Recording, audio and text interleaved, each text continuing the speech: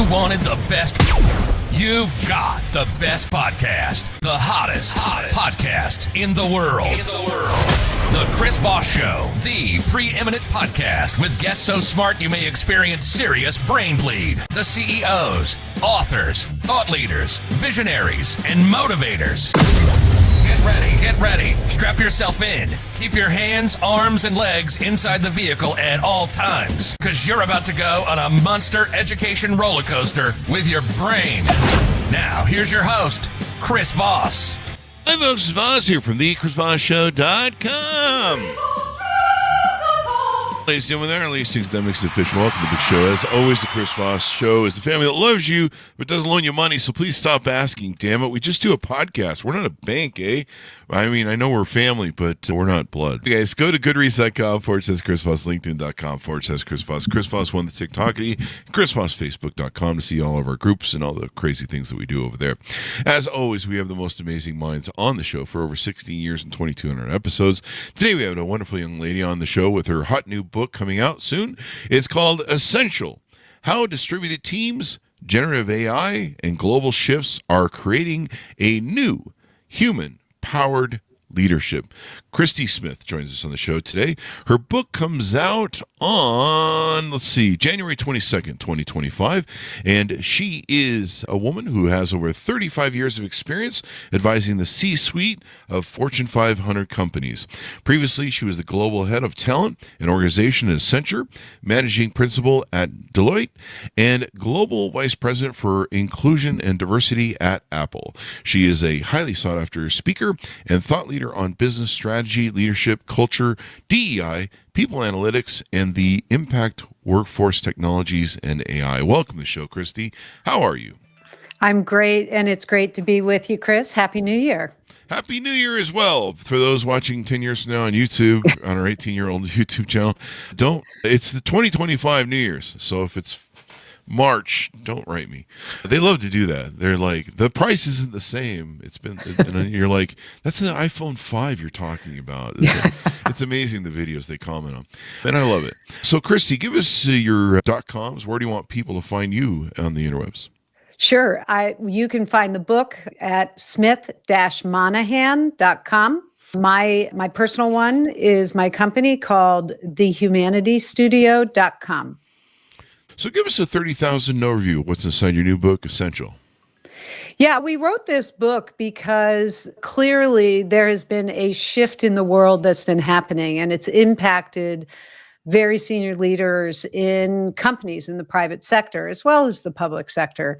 And so what we sought to examine is how can we think about leadership fundamentally differently in a world that is being met with global shifts, technology that seems to be advancing every single solitary day, an employee base that is disengaged, where trust is at an all-time low for organizations, and where purpose is becoming really important. And this requires a different kind of leadership. And so we wrote Essential as a playbook for leaders to be able to step up to this time of unprecedented demands on leadership. Yeah, there's a lot of, it's been a wild ride the past, especially since COVID, remote working, AI, of course, is advancing at such a speed that even I'm just trying to figure it all out. And, now I guess remote working seems to be dying off, but somehow a lot of employees still want it. And, the new year has a lot of interesting things going on business-wise. And it's just crazy, everything that's going on.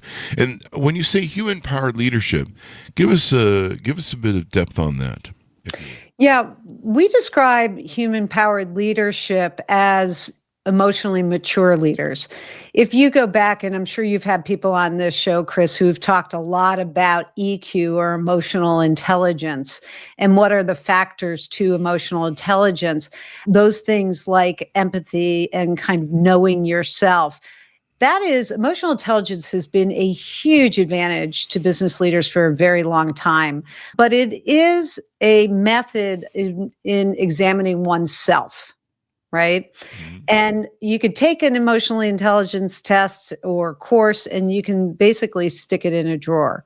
Whether you act on it or not, there's no real accountability. What we propose is there needs to be an evolution from emotional intelligence to the emotionally mature leader, which rather than being focused on oneself is actually focused on the humans within their organizations. And so the requirements of emotional maturity are a suspension of self-interest, insatiable curiosity of others, understanding the context in which people are coming to work in this very dynamic world that we live in, with wars and family conflict and burnout and mental health, all the things that we know. And really, how do we then focus on creating cultures of excellence and meet the human requirements that we talk about in the book? Yeah. I mean, the millennials kind of started to change the game of what they wanted when they showed up for the workforce. Gen Z is of course making their own dent. I imagine Generation Alpha is going to have their own standards of, I don't know, what they're looking for. But it does seem to be like we've moved away from that Peter Drucker stick sort of management mentality of I don't know if I want to fully blame it on him, but this the sort of stick mentality of, well, do it or get fired, to where, like you say, we now have to have that emotional intelligence now as leaders and CEOs, where we capture the hearts and minds of people and lead with a carrot instead of the stick. Is that a good analogy? I think that is a very fair analogy. We talk a lot about, setting the table for this need for a new kind of leader in the book, about the command and control style of management that we've seen for so long. And, candidly, it's just not working anymore. If you just look at the facts that are impacting our economy, in the U.S. economy alone, we need 4.6 million workers to just maintain status quo right now. Wow. By 2032, we're going to be in a deficit of 6 million workers. Holy crap. Exactly. So the book is really pointing not just to, hey, this is a nice new leadership model around emotional maturity.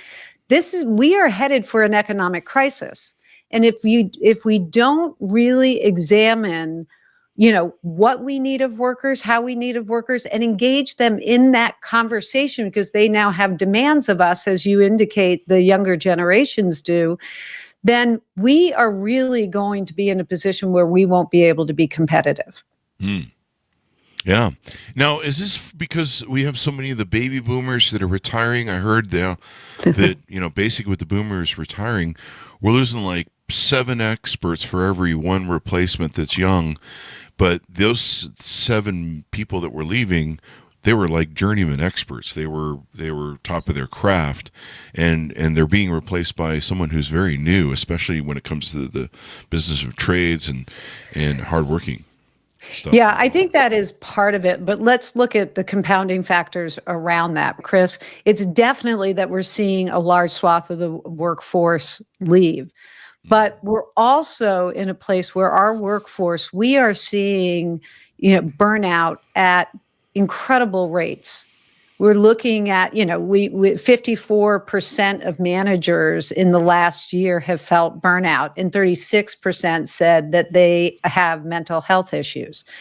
You think about 1 in 5 employees feeling lonely. And those are employees who are at work, by the way, in the office as well as outside the office.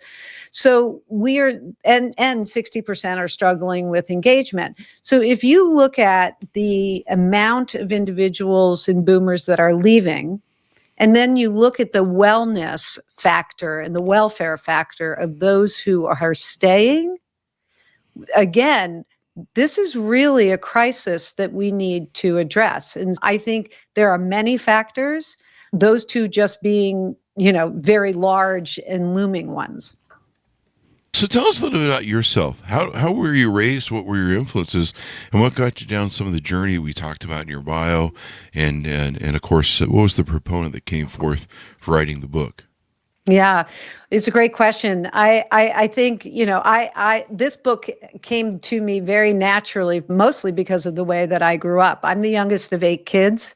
I grew up in a competitive marketplace. Our family disease was overachievement, and I had incredible role models in both of my parents and my brothers and sisters.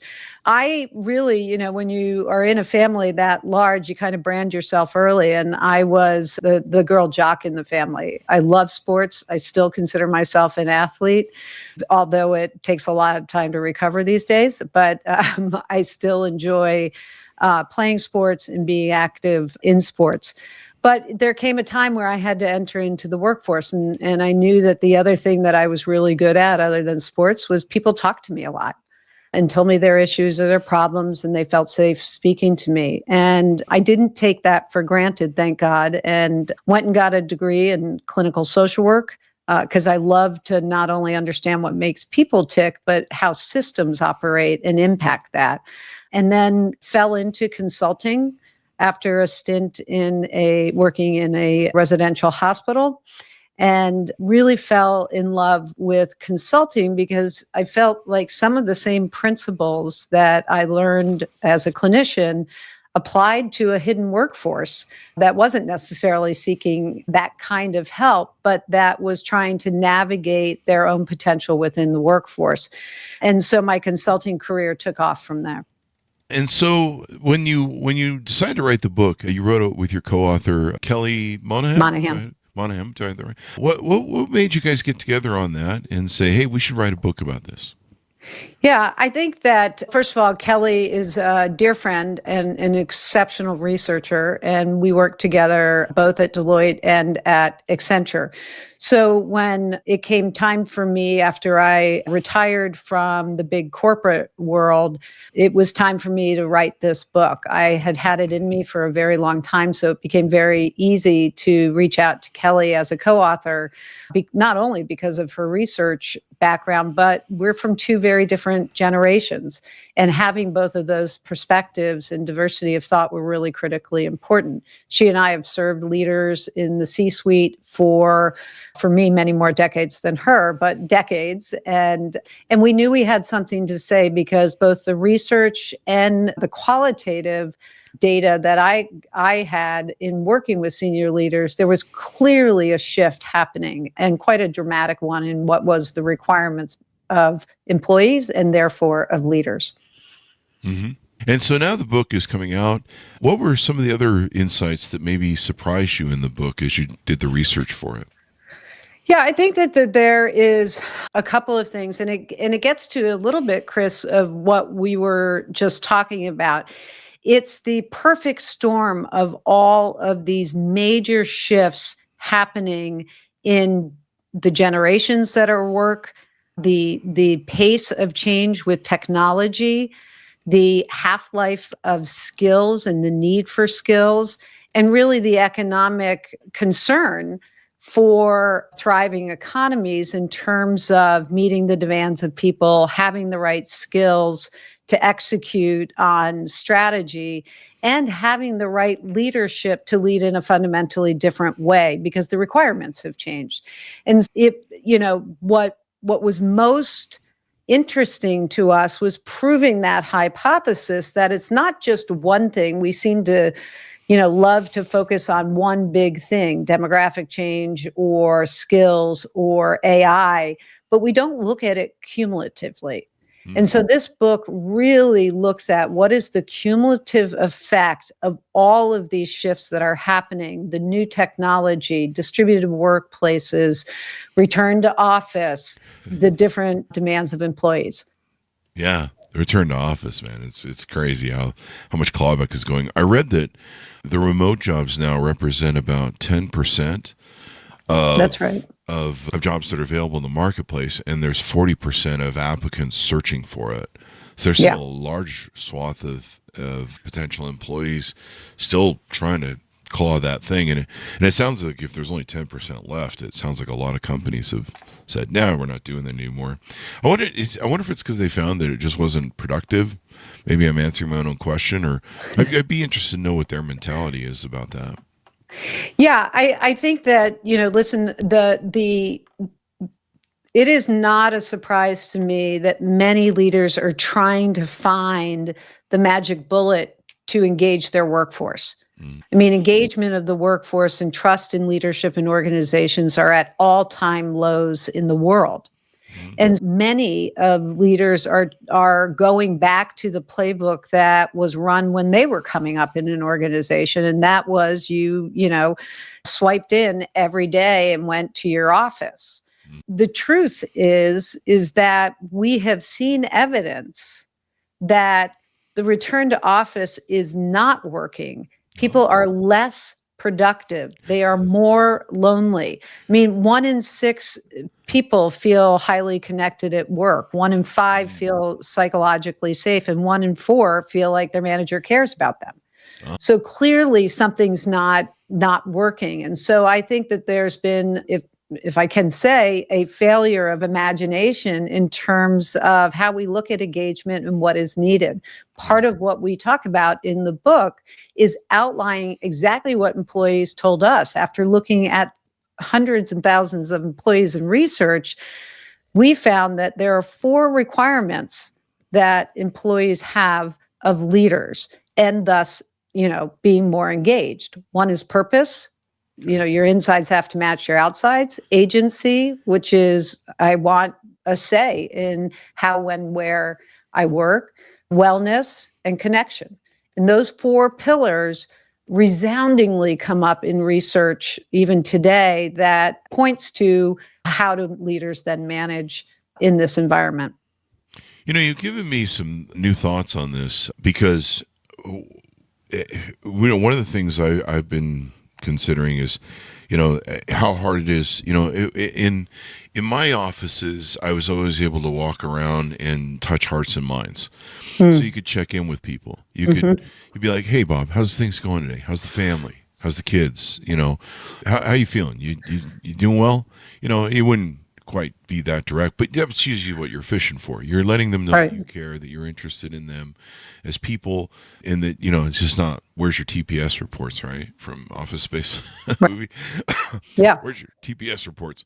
We're going to need your TPS reports. And I used to call it touching the hearts and minds, which is probably illegal at HR right now. But that's virtually what you were doing. You were trying to inspire them, give them a little motivator. It's just like a coach. You're going around to your teammates and making sure everybody's pepped up, and having that human connection. And the remote working, to me as a leader, it would be really hard because somebody you've got to reach over and inspire that person.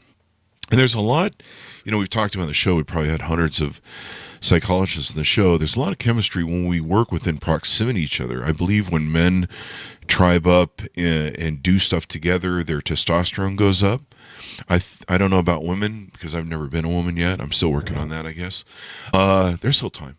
But I imagine it's the same for women. When they get together and they do activities together, the estrogen maybe goes up. One thing I've had is I started about a year and a half giant singles groups for meetups, and I'm single. So what I tried to do was make these go back to the old world way of dating, because dating apps have clearly failed singles, and they're not really designed to get you in a relationship. They're designed to keep you on the hamster wheel of giving them your money, and they're $1 trillion industries for a reason. And so I started hosting these through meetup.com, these in meetups where singles could come out and mingle just like you would at, say, a bar or club back in the day, and do stuff. And what's been really surprising to me and shocking is how much people have lost their social skills over COVID. And remote working, I'm sure, has been a part of this. And I can't get people to leave the house. People are afraid to meet socially. They're afraid to interact socially.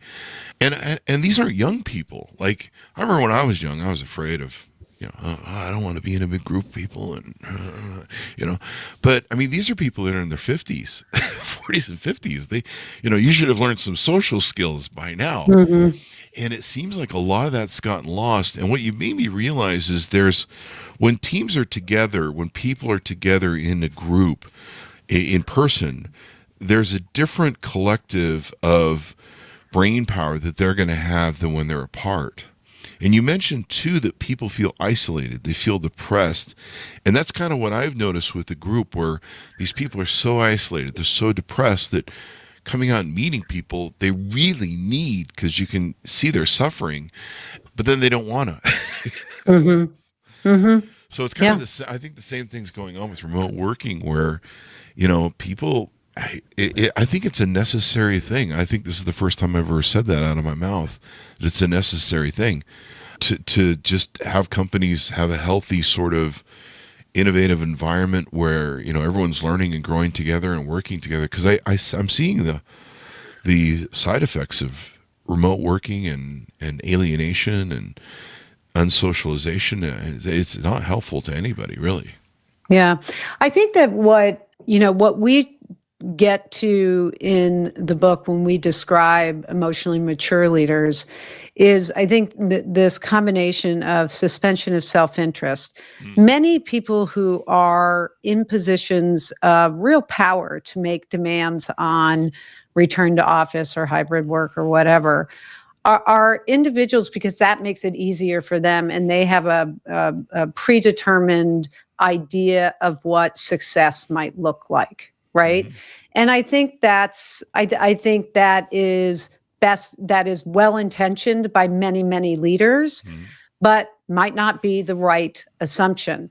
Yeah. I think that when we suspend self-interest and then become, in combination with that, insatiably curious about our employees, we begin to ask them what is the best environment for them to succeed. And I think that's what I mean by, this idea of a kind of failed imagination, or failed, as you're talking about, failed social skills that we think don't apply. We're divorced from those from the minute we cross the threshold of our workplace. We as leaders have to become so curious about what is the context in which an individual can thrive. And then what are the requirements around that within reason that an organization or a manager or leader can give? The idea of imagination around how you architect a team, right? And then how you architect when we need to be together and when we don't. On engaging in how is best way to get this done. XYZ to meet our goals, whether they be financial or product driven. And how do we engage employees fundamentally differently? At Deloitte, Deloitte is an incredible firm. And, they early on started looking at this notion of predictability and flexibility in the workplace, and partners working with the team to say, okay, what nights do you need off, or mornings do you want to go to yoga or whatever? We will have a coverage strategy on the team so that people can get what they need. Or we would have zip code dinners where, partners in different locations would take out, just open it up to say, okay, here you go. And Deloitte provided the allowance to buy pizzas or what have you.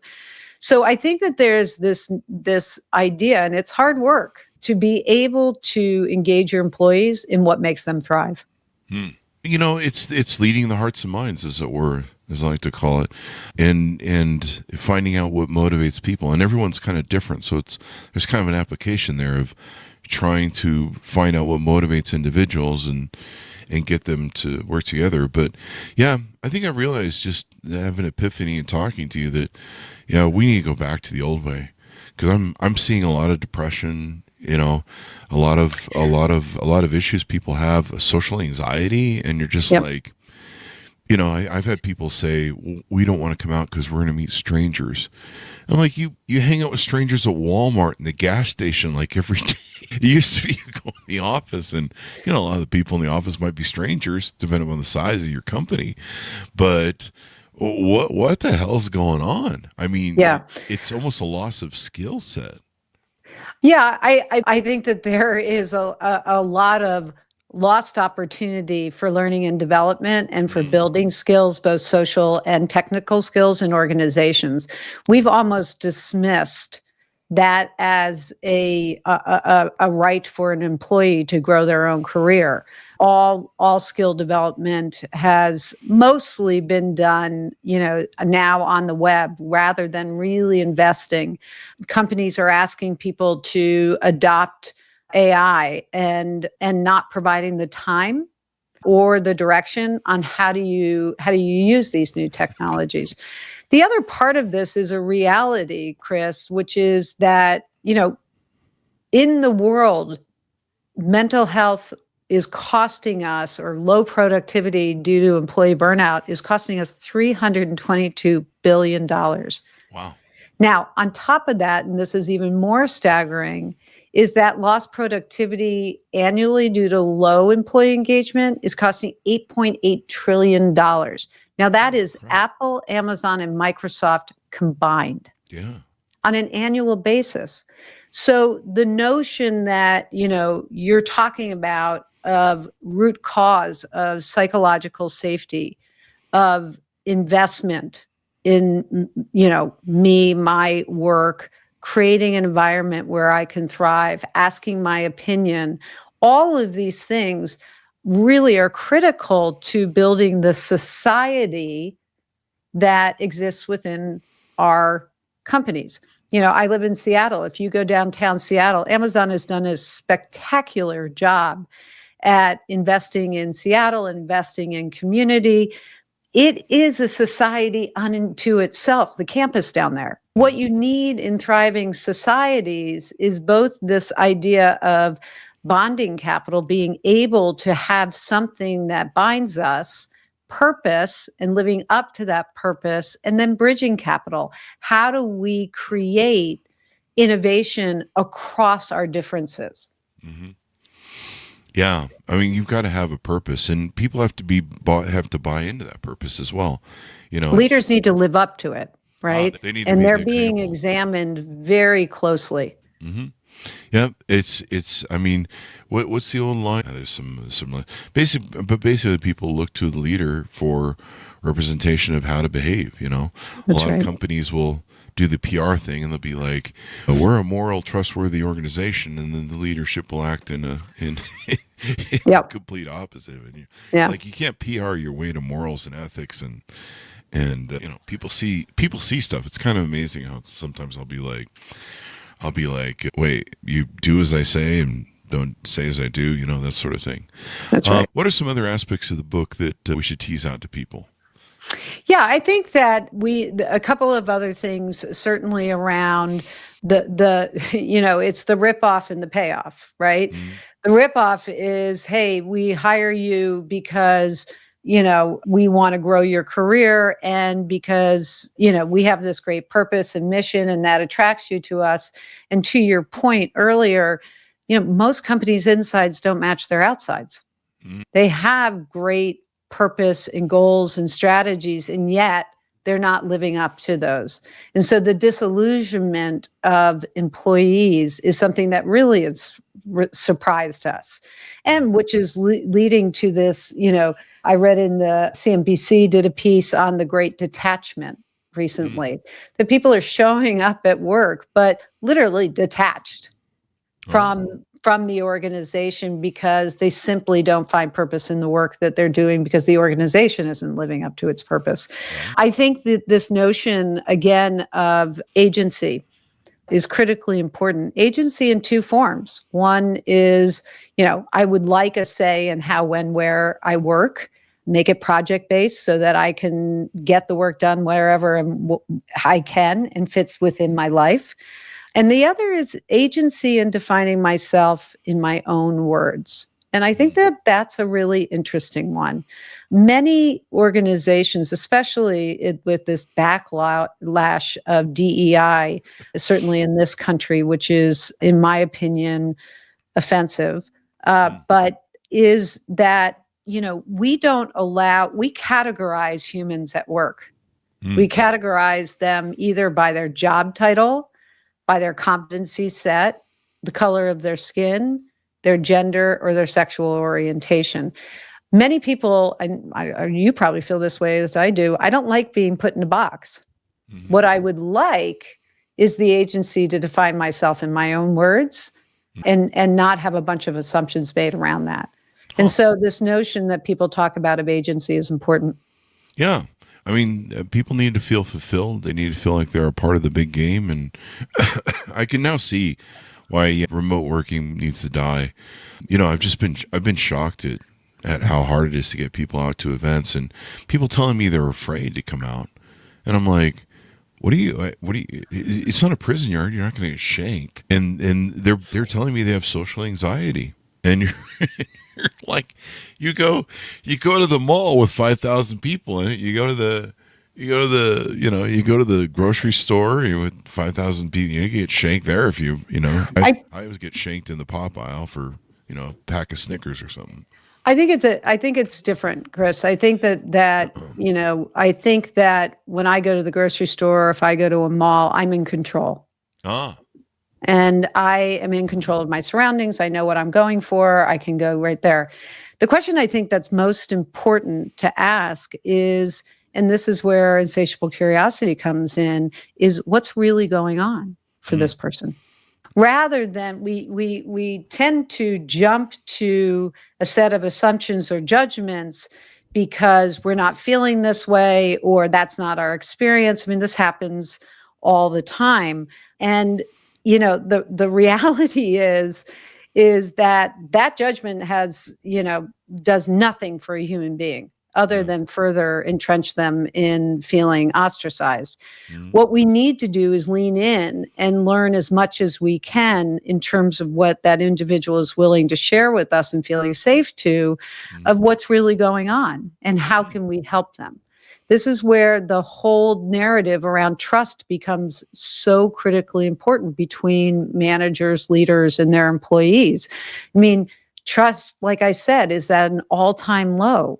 Only 62% of people around the world trust their leaders. Now, 62% might sound very high to you, but put in context that the makeup of that 62% includes China, UAE, and some other countries where you cannot not say that you don't trust your leaders, right? So when you look at, European or Western countries, that number drops to the 40s. Wow. And listen, if I don't trust you, I'm not going to come out and hang out with you. That's true. And like you say, you're under control. It just seems like people have social anxiety, a fear of coming out, and I can see how that's probably impacted because they're also not going to work. They're sitting at home. And there is a lot of depression that comes, I've been working from home since 2004.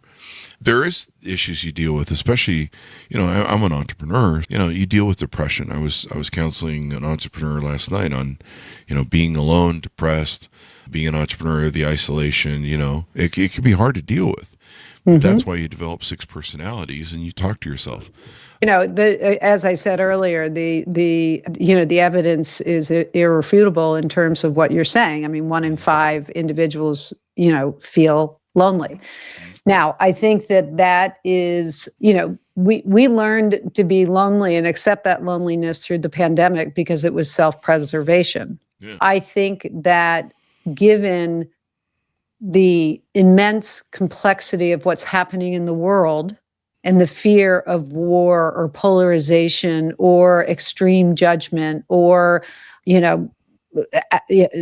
just fear in being in society with the tremendous addiction to violence that we have in this country, certainly, it is scary to go out and to be vulnerable. And so I think that's real. Now, that doesn't mean, though, Chris, that people who are, at work or working at home can't be incredibly productive. I mean, listen, I, was a survivor of 9/11. I was in the buildings after 9/11, and I suffered, terrible PTSD, anxiety, and depression. Those were probably the strongest producing years I had as a consultant. Wow. Afterwards, the 10 years after that, because I compartmentalized it all. I just put that all in a little box, shoved it to the back of my head, acknowledged it when it came out, but boy, did I work hard through that. Now, it wasn't until somebody said, and there was a circumstance where I, couldn't keep it compartmentalized anymore. And I talked about it. Mm-hmm. And that was very freeing for other reasons. My point is that we can't assume because people are working at home and having struggles that they're not productive or engaged at work. But what we do have to do is have the awareness, empathy, and it's our obligation as leaders to have enough conversations with people who aren't sitting next to us to really understand the context in which they are working. And what can we do to help? Definitely. I mean, it's a changing environment, changing world. Not all the old stick stuff works anymore. You got to have the carrot. You got to, inspire hearts and minds. You got to move people and make them feel like you mentioned the four pillars there of the purpose, the agency, the wellness, the connection. Make sure they do it. Thank you very much for coming on the show. We really appreciate it. Give us your .coms, Christy, so that people can find you on the interwebs. Sure. So for the book, you can go to smith-monahan.com. And you'll be able to purchase the book through your local bookstores or bulk buys there as well. And then my company's name is called thehumanitystudio.com. Thank you very much for coming on the show, Christy. We really appreciate it. All right. It's been a pleasure, Chris. Thank you so much. Thank you. And order up the book, folks, wherever fine books are sold. It's called Essential: How Distributed Teams, Generative AI, and Global Shifts Are Creating a New Human-Powered Leadership. Thanks for tuning in. Go to goodreads.com/Chris Voss, LinkedIn.com/Chris Voss. Chris Voss won the TikTokity and all those crazy places on the internet. Be good to each other. Stay safe. We'll see you next time. And that should have us out.